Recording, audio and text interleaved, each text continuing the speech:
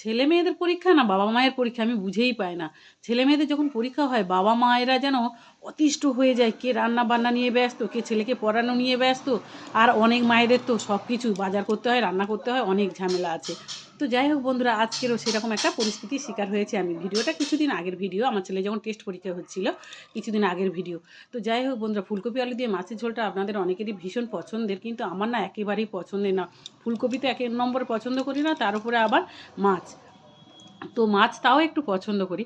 তো তাই কি করব, পছন্দ নয় যখন গন্ধরাজ লেবু দিয়ে সেন্ট মাখিয়ে খেতে হবে। গন্ধরাজ লেবুটা খেতে হয় ঠিক কীভাবে সেটাও আজকের ভিডিওতে বলবো। জানেন বন্ধুরা, আপনারা ভাববেন ইয়ে আবার কী করছেন, যে কীভাবে খেতে হয় আমরা কি জানি না? অবশ্যই সবাই জানেন, কিন্তু আমিও শিখেছি। জানেন তো বন্ধুরা, যে ফুলকপি আলু তরকারি বলুন, ডাল বলুন, যে তরকারির সাথে লেবু খাবেন, সেই লেবুটা কীভাবে খাবেন, খেলে কতটা সুন্দর লাগবে, সেটা আমি আজকে ভিডিওতে বলবো। এখানে ফুলকপি আলুর তরকারিটা প্রথমে ছেলের পাতে দিয়ে দিলাম, তারপরে আমার থালাতে নিয়ে নেব। আর কর্তামশাই একটু পরে বেরোবে, তাই একটু পরে খাবে বললো। তা ওই জন্য আমি কর্তামশাইয়ের জন্য একটা বড় পিস রাখলাম।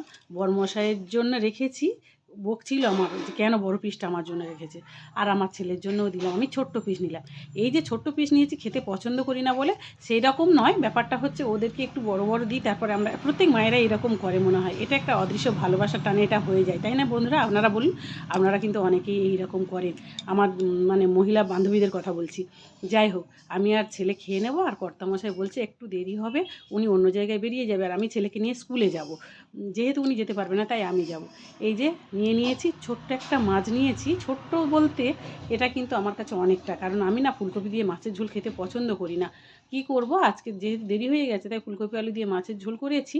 না তো ফুলকপি আলু আলাদা হয়তো তরকারি করতাম। একটা সিদ্ধ যদিও দিয়েছি, সেটা কিন্তু মাখানোর টাইম নেই। তো ছেলে ওদিকে খাচ্ছে, আমি এদিকে খাওয়া শুরু করেছি। ফুলকপিটা আপনাদের দেখাতে গিয়ে এত বড় ফুলকপি গালে ঢুকিয়ে নিলাম। বেশ টেস্ট হয়েছিল, কিন্তু একেবারে খারাপ হয়নি, ভালো হয়েছে, কিন্তু আমি পছন্দ করি না বলে আমার কেমন লাগে। এত বড় ফুলকপি ভিডিওর চক্করে গালের মধ্যে দিয়েই দিলাম। যাই হোক, এবারে আসি।